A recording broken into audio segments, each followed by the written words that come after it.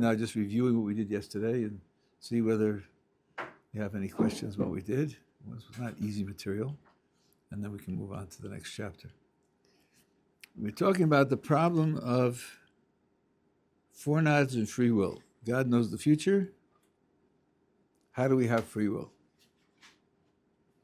And the Rambam makes it very clear that the problem is, if in fact I do A today, and therefore yesterday God knew that I was going to do A, then it would be impossible for me to do B. The problem is ruling out the alternative that I didn't take, which would mean that when I made a choice and I thought I had two alternatives in front of me, and I thought it was in my power to do either one, that wasn't true. Really, there was only one alternative. The other one was impossible because it would have contradicted God's knowledge yesterday of what I'm going to do. That's why Rambam sets up the problem. Now, there is a solution to the problem which the Rambam doesn't use, and I explained, and I will recall why the Rambam doesn't use it. But there is a solution to the problem. And the solution to the problem works like this. We're really trying to describe two tracks running side by side. One is the real world.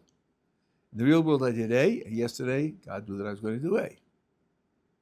And then we're asking about an unreal world, a virtual world, something that didn't happen. Would it have been possible for me to do B, which I didn't do? And then in running that real world, we say, well, we're imagining a virtual world in which I do B, but God knew I was going to do A, and that would be a contradiction. And the solution says, why, when you move from the real world in which you did A, and God knew you were going to do A, when you move from that world to the virtual world where you do B, why would you transfer over that God knew you were going to do A? Leave that open. Or suggest that in a world in which you actually do B, God knows I'm going to do B. There's no problem at all. What gave you the right to transfer over God's knowledge yesterday from our world to God's knowledge yesterday in the virtual world? Now, the normal response is, look, the past is the past. It's unreachable. It's something that you have no influence over. So, of course, what we're really talking about is choices for today. Choices for today given the past that we have. Well, but maybe that's not true. Maybe, indeed, God's knowledge yesterday is a result of what I do today. If you want an intuitive model for that, Bertrand Russell supplied it. How does God get his knowledge of the future? Nobody talks about that. We just assume him. He's God, so he knows. But let's fill in a scenario. God gets his knowledge about the future by, in the past, taking a sneak peek at what the future will be. So, how did God know yesterday that today I would do A? Because God yesterday took a sneak preview of today and saw that I do A. That's how he knew it yesterday. Well, if someone's watching somebody else act, it's the person who's acting that causes the observer to know. The observer gets his knowledge by watching the person do the action. So here, my choosing A today would be the cause of God's knowing it yesterday. If that's the case, when you move over to the virtual world, in which we suppose I do B, yesterday in the virtual world, God will know that I do B, because it's my doing it that causes him to know. And then there's no contradiction at all. So the idea that doing B is impossible because God contradict God's knowledge yesterday is based on an extra premise, which could be debated, that God's knowledge in the past stays the same, and when I change the action, I have to deal with the same knowledge in the past. Who says so? And that is indeed a solution that we have in many Jewish sources, including Mosad Yagon and the Akedah Yitzchak and the Rivash and others. That's a solution to the problem. The problem was someone claims he has a proof that free will is impossible on the basis of foreknowledge. The solution is your argument showing the impossibility is a mistake. You slipped in an extra premise, and people are logically justified to deny your premise and therefore deny the argument. Now the Rambam, by the way, this shows you that the problem and the solution have nothing to do with God's being in time or outside of time. It has nothing to do with that. Because even if you picture God outside of time, so we don't say he knew yesterday. We don't date his knowledge at all. Still, the exact same problem can be raised. If God's knowledge is absolute, independent, self-determined, he just knows because he's God, then we have exactly the same problem. What does he know? Well, in the real world, I do A and he knows A. And that knowledge has nothing to do with me. It's because he's God, he knows. Now I ask, could I have done B? Now I'm in trouble. Because in his knowledge is A. So if I imagine myself doing B, I'd be contradicting his knowledge, and that's impossible. That's if his knowledge is independent. If his knowledge externally, outside of time, is dependent, he knows what happens because it happens, then the solution is there. In the real world, God knows A because A happened. In the virtual world that I'm considering, where we substitute B for A, in that world he knows B because he knows what happens. In that case, there's no contradiction. The same argumentation goes through, the Rigosh points this out. The same argumentation goes through whether you think God is inside of time or outside of time, before, after, or detached. It makes absolutely no difference. The only crucial thing is, does our knowledge affect does our action affect God's knowledge or not? That's the way that solution works. But the Rambam doesn't adopt that solution. Now, he doesn't say why, but I think I have an explanation why. First of all, in the Guide of the Perplexed, part 37, chapter 17, he just makes a remark about certain Arabic philosophers. They believe that God has complete knowledge, including knowledge of the future, and they believe in free will, and he says, a little thought will reveal to you that that's a contradiction. So he's definitely not solving that contradiction. He criticizes them for having been responsible for a contradiction.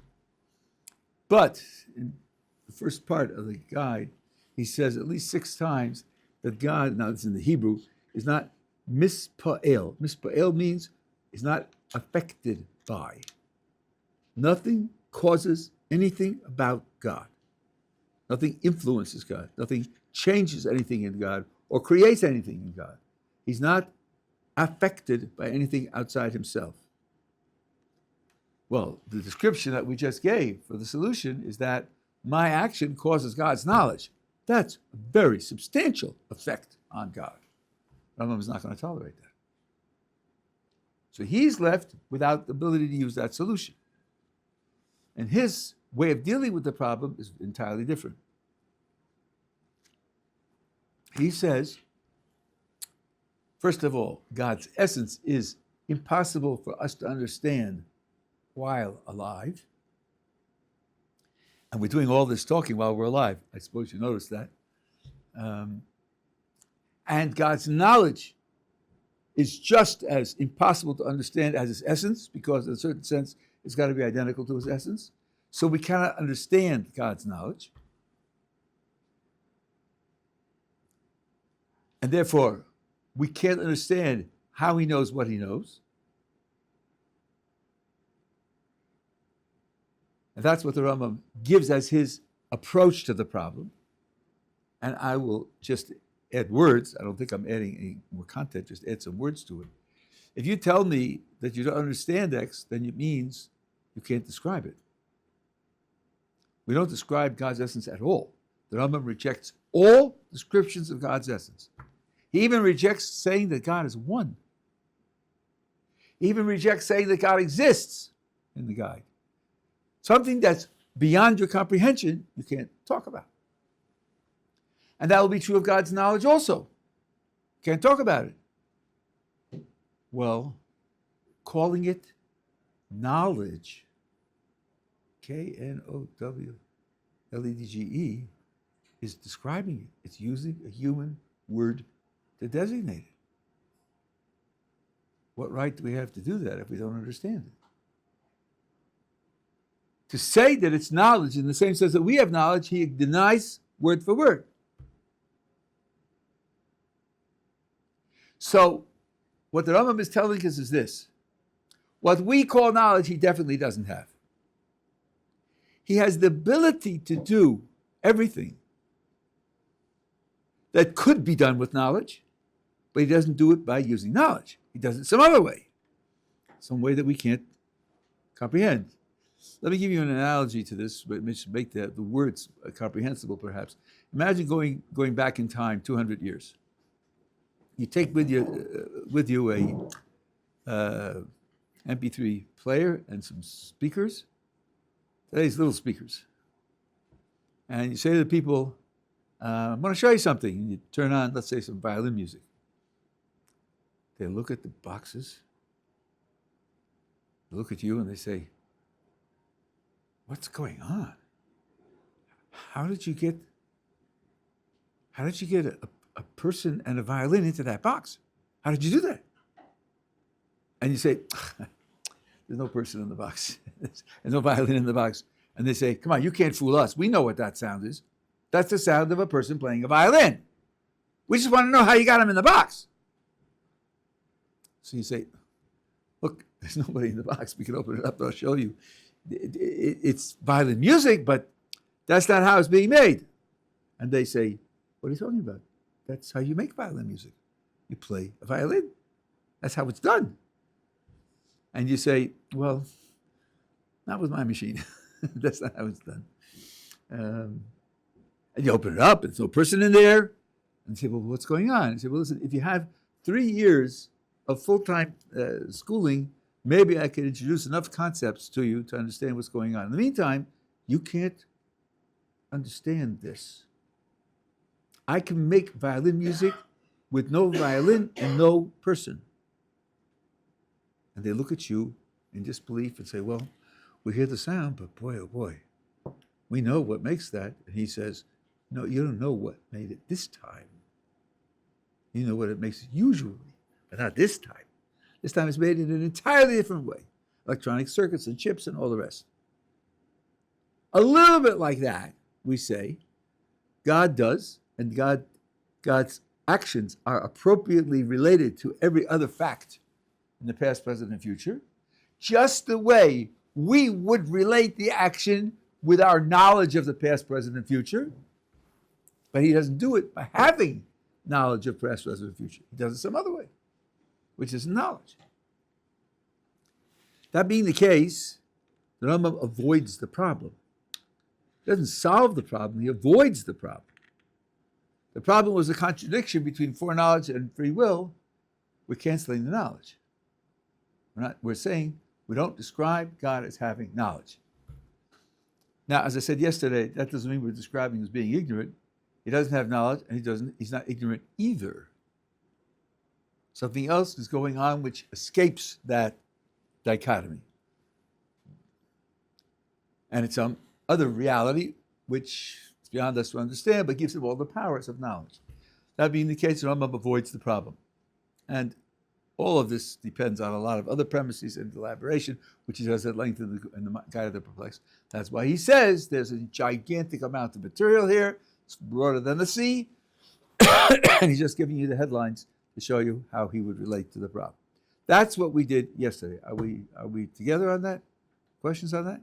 Yeah. So I'm going back a little bit, but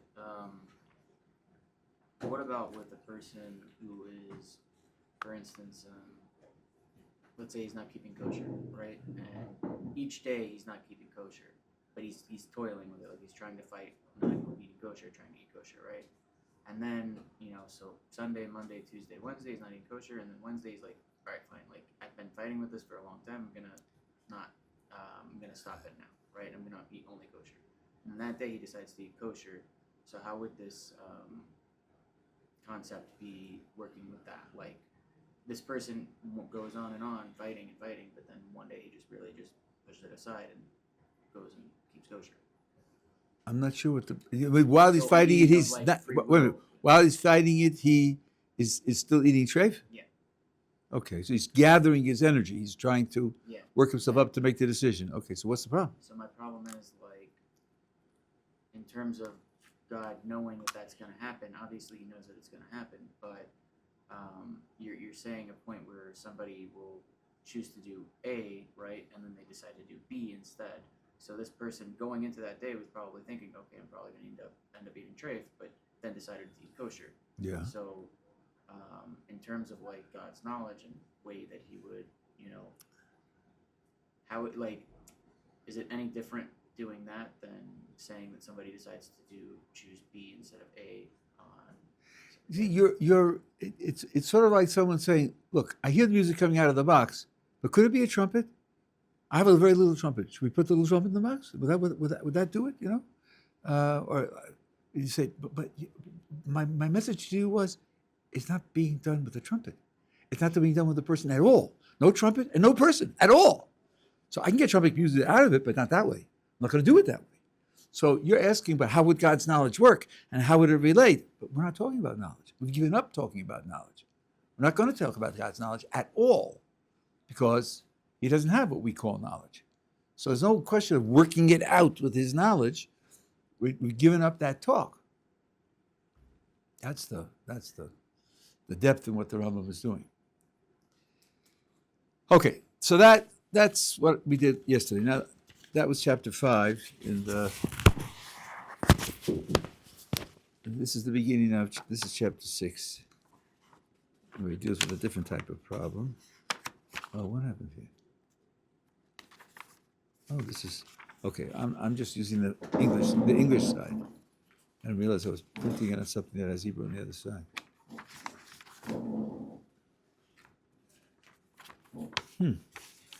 Somebody put papers in there that I didn't put in. Okay.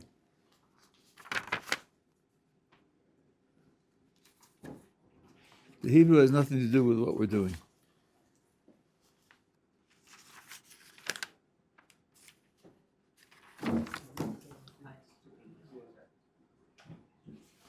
There's another one.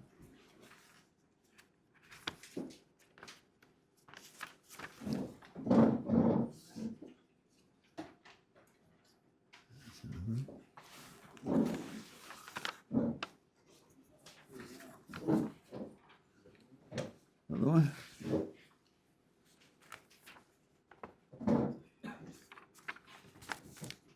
Okay.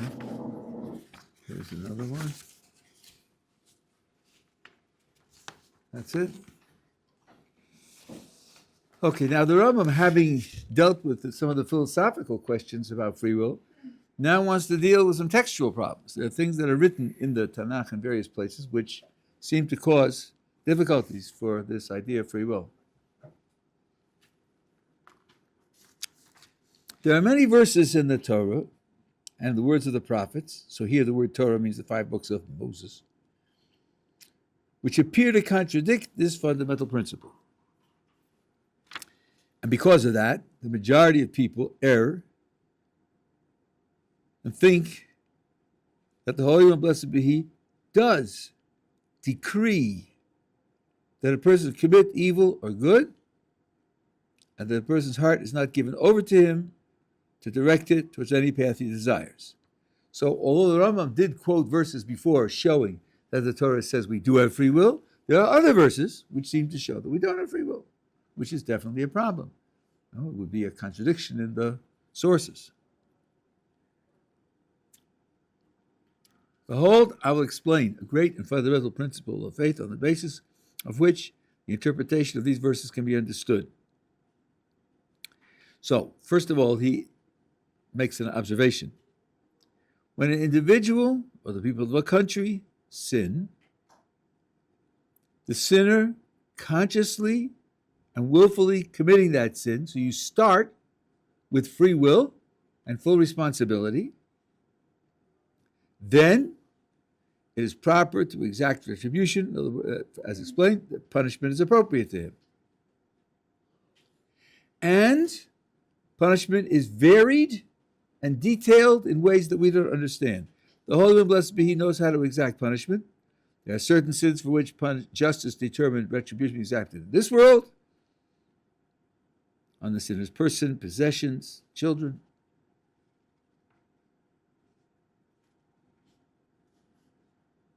Children are considered as property. I'm not going to comment on this and deal with this. There are other sins for which justice determines that retribution be exacted in the world to come, with no damages coming to the transgressor in this world. There are other sins for which retribution is taken in this world and in the world to come. So there's a wide variety of types of punishment for different types of transgressions. And as we said in chapter 3, different types can include not only the legal infraction that's involved, but also the psychology of the person, what his struggles were, what his inspirations were, and how much effort he put into resisting. Now, all of this, the idea that when a person commits evil and a certain type of punishment is relevant to him, when does the Bava apply? When the transgressor does not repent. However, if he repents, his Tshuvah is a shield against retribution. That means Tshuvah alone rules out any punishment. As we have mentioned in the past, if you look at chapter 1, where he says that for certain sins, Tshuvah isn't enough to avoid suffering, you have to understand that suffering isn't punishment. What could the suffering be if it isn't punishment? It could be that through doing the sin, the person has injured himself and he needs repair. And the repair from the injury is a painful repair, like surgery. A person steals a motorbike and drives it recklessly and then crashes and breaks his bones and then regrets having done it and pays the owner for the damage and promises never to do it again, and so forth and so on. Okay, terrific. He's restored his moral balance and his spiritual direction, but he has broken bones. The pain of the surgery isn't punishment for what he did. It's simply the result of what he did. It had an effect, a deleterious effect on himself, which has to be overcome. So that's the background. A person does commit crimes. Punishment is appropriate unless he does Tshuvah. However, a person may commit a great sin or many sins, causing the judgment rendered before the true judge to be that the retribution to this transgressor for these sins, which he willfully and consciously committed, is that his Tshuvah will be held back. He will not be allowed the chance to repent from his wickedness, so that he will die and be wiped out because of the sin that he committed. So let's see. There's transgression, there's punishment. The usual rule is, well, I would say, not the usual rule. The absolute rule is, do Tshuvah, there's no punishment. What if the judgment is his sin is so serious that he shouldn't be afforded the possibility of avoiding the punishment? Justice requires that he not be given that opportunity to escape punishment through Tshuvah. Well, theoretically, there are two ways out. One way out would be to say, okay, let him do Tshuvah and punish him anyway. Tshuvah has a certain amount of strength. When you build up a liability of 62, Tshuvah's strength is 60, the 2 is not helped and the 2 is left over, and the person gets punished for the 2. That's one way you could make sure the person gets punished, even in all conditions. And if he does Tshuvah, the Tshuvah won't help. It won't help in total, it'll help only in part. The other way is the Rambam describes, and that is to prevent him from doing Tshuvah. Now think what that implies. If the way out is to prevent him from doing Tshuvah, what you're saying is Tshuvah always works. Always. That can't be That can't be compromised. And since Tshuvah always works, so to speak, the only way out is to stop him from doing Tshuvah. Because if he did Tshuvah, it would be over. Now, what does it mean to say Tshuvah always works? It means HaKadosh Baruch Hu set it up that way. It means his commitment to Tshuvah is absolute and universal. And if anything else requires punishment, it's got to be another way out. That Tshuvah works perfectly, is built into the very foundation of the creation. So when we say, loosely speaking, then HaKadosh Baruch Hu has to do it this way because there's no other choice, what we mean is, given that he made the choice to make Tshuvah absolute, then it follows that if he wants to have someone be punished, he's got to stop him from doing Tshuvah. It's not as if he's not all-powerful. He's living out his own decision. He could have decided to do it the other way. He just didn't. But that's what we're being told here, that the commitment to Tshuvah is so powerful and so absolute that some people can reach a level of depravity that they will be denied the ability to do Tshuvah. And he has a number of verses which illustrate this idea. This is implied by the Holy One, blessed be his statement in Isaiah. Make the heart of this people fat and their ears heavy, smear over their eyes, lest they see with their eyes, understand with their hearts, repent, and be healed. That's quite a remarkable verse. Prevent them from realizing what's happening to them, because if they realize it and they do Tshuvah, they're going to be healed. So prevent them. Don't let them. And by the way, this is the Jewish people. No differentiation here between Jews and non-Jews. Similarly, it says, they mocked the messengers of God, means the prophets, and the word shouldn't be messengers, the word should be agents. This is a standard weak translation that often, and even angels are translated sometimes messengers, and really should be agents. They mocked the messengers of God. The agents of God scorned his words, scoffed at his prophets, until the anger of God mounted up against his people, until there was no remedy. There was no remedy. What does that mean? It means, the way the Rambam is explaining it, that they're not going to be allowed to do Tshuvah. and you see how the dynamic works here. There's crime after crime after crime, and at a certain point, the remedy that really would work if you had it isn't available to them anymore. It's not that if they can have it, it won't work. That's not possible. No, but that won't be available to them anymore. Implied by these verses is that they willingly sinned, multiplying their iniquity until it was obliged to hold back their Tshuvah, which is referred to as the remedy. For these reasons, it was written in the Torah, I will harden Pharaoh's heart. You're probably all familiar with that.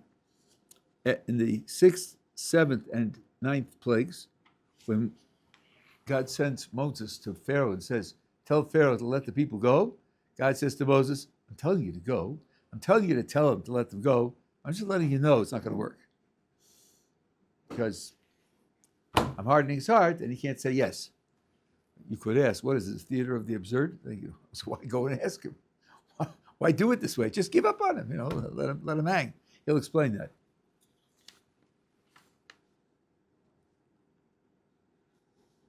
Since he began to sin on his own initiative, if you take the verse, the Rambam doesn't explain in detail what he means, but if you look at the verses literally, the first 5 plagues, it says he hardened his heart on his own. It doesn't say that God hardened his heart. It starts with plague 6.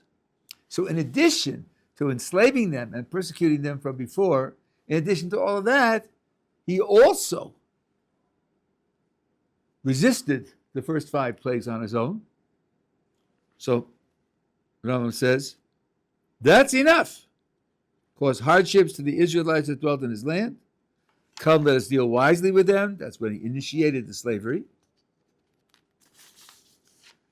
Judgment obligated that he be prevented from repenting so that he would suffer retribution. Therefore, the Holy One, blessed be he, hardened his heart. Now, when I first came across this many years ago,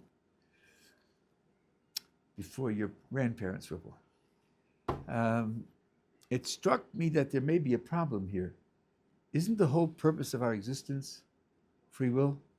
Isn't that what makes us different from the whole of the creation? Whether you talk about squirrels or angels, we have this feature which gives us a certain superiority over everything else in that we have free will. Wouldn't taking free will away from a person just contradict his existence as a person? Would contradict his purpose as a person? Isn't it problematic to think of God removing someone's free will? This bothered me, and I worked on it hard. I thought up a pretty elaborate, clever, philosophical answer to the question. And I taught it for years until I figured out it's really not a question. So as you can imagine, I don't teach it anymore because the question is not a serious question. Let's ask this. We are created with free will, and free will is, so to speak, our glory. It's our essential value. How big is God's commitment to our free will quantitatively? How much commitment does he have? Is there any limit to how big his commitment is?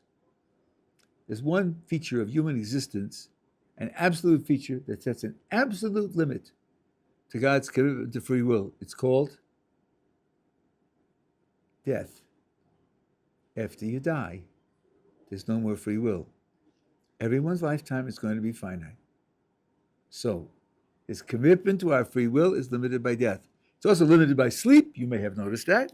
You spend about 30% of your life asleep. You don't make free decisions while you're asleep.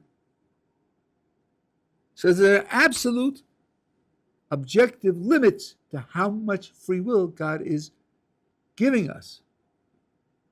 So one way to show the incorrectness of the question is this. Here's Pharaoh after the fifth plague. They were enslaved, and then at a certain point he decreed all the newborn males should be murdered. And then Moses comes and he performs these plagues, and each time he tells them he should let them go, and he says he will get them, and he changes his mind, right? Guy's a bum. Guy's a criminal. So to speak, God's attitude is, and that could be the end of his life. No one would have any complaints if he dropped dead after the fifth plague. No one would think there was anything unfair about that. Surely God doesn't owe him more than 5 chances. So God says, right. Your life as a life for an individual person has no significance anymore. I don't owe you anything. There is no injustice in simply having you drop dead now. I have a purpose for keeping you alive. I have my purposes. And I'm going to keep you alive, but you have no right to avoid punishment for those cumulative crimes. That I'm not going to let you have. That I'm going to take away. So since he could have died, if he had died, that would have been the end of his free will. So now he's kept alive, and it's the end of his free will. There's no greater crime of cutting off his free will by death or cutting off his free will by making him a robot. Either way, he cut off the free will, and either way, everybody's free will is finite. So there's no essential philosophical problem here. How can you have a person alive with no free will? Yeah. Is he punished for the crimes that he does while not under his own control? So it's a tricky question. It's a tricky question because on the one hand you say, well, he didn't make those decisions not to let them go. He wasn't making any free decisions at all. God hardened his heart.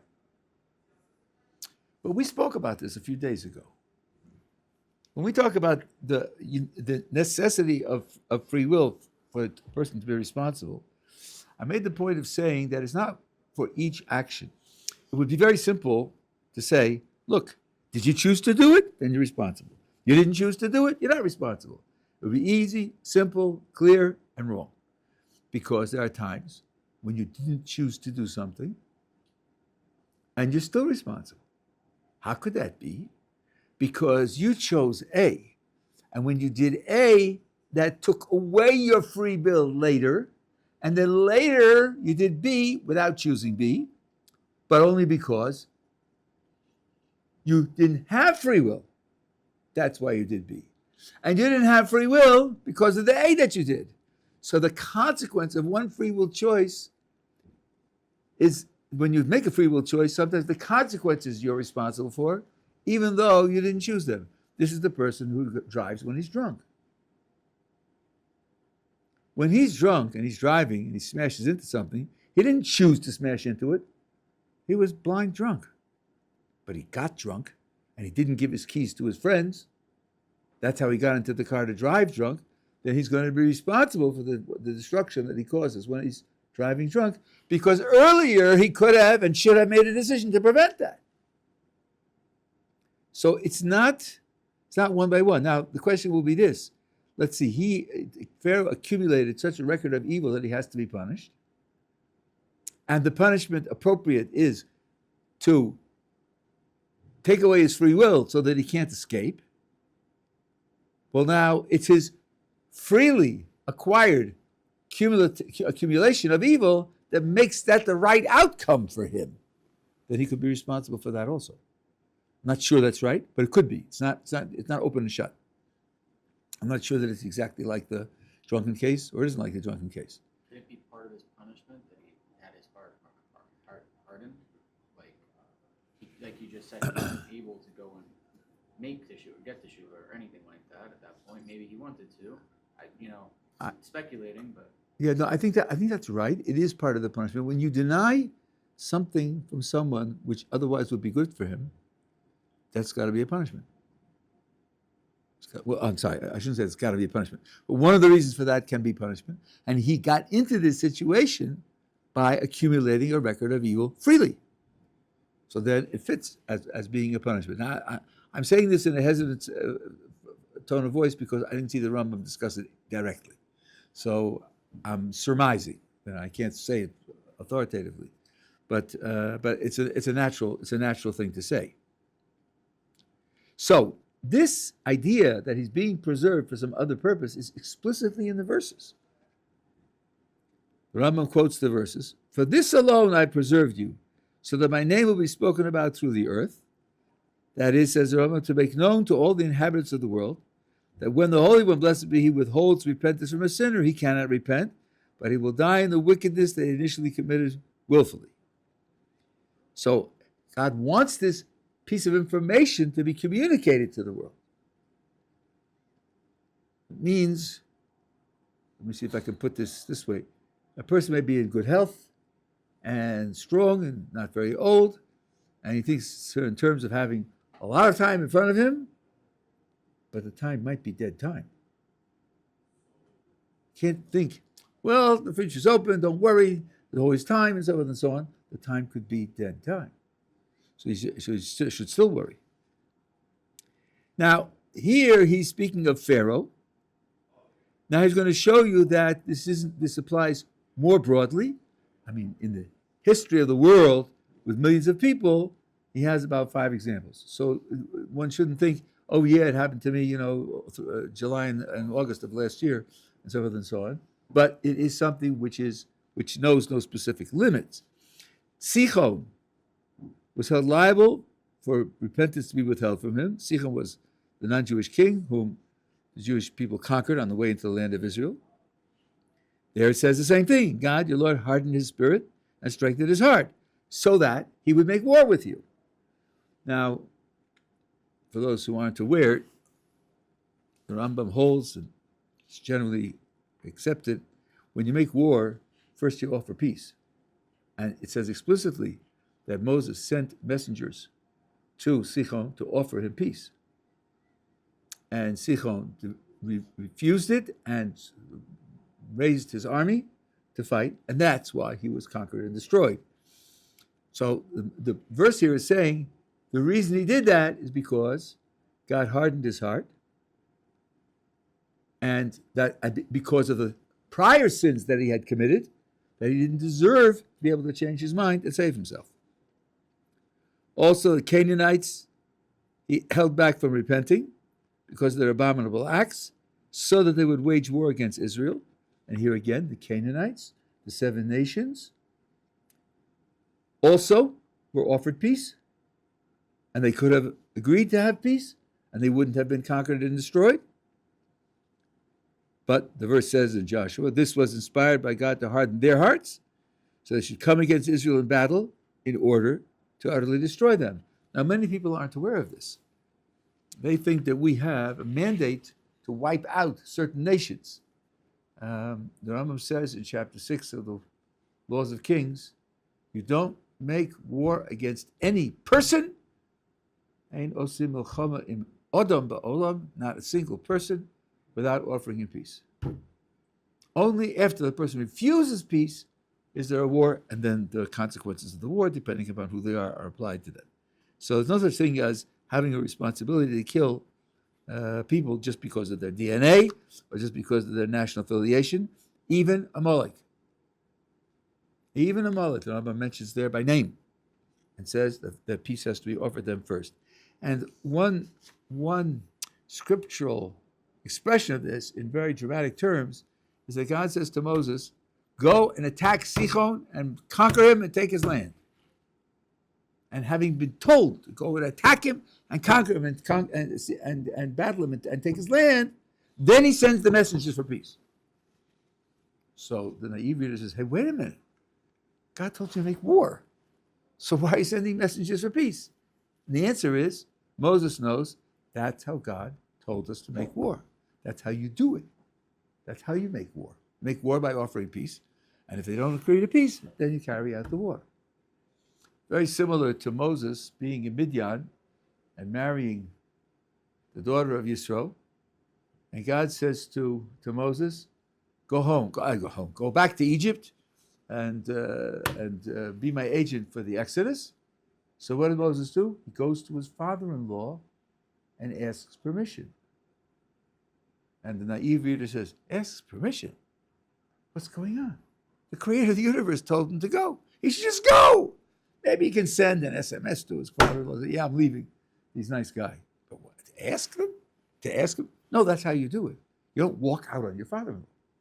You go and you ask. If he says no, then presumably you'll describe to him what the circumstances are, explain that you have an assignment from God. And maybe if push came to shove, Moses would say, well, I'm sorry that this hurts you, and I'm sorry that I can't do what you wish of me, but I have to go. But that's much different from just leaving it behind. So when you see that kind of adding in a stage which God didn't say, the way I understand it is Moses knew that that's the way God wanted it to be done, and it's written down for us to know that we should know that we should do it also.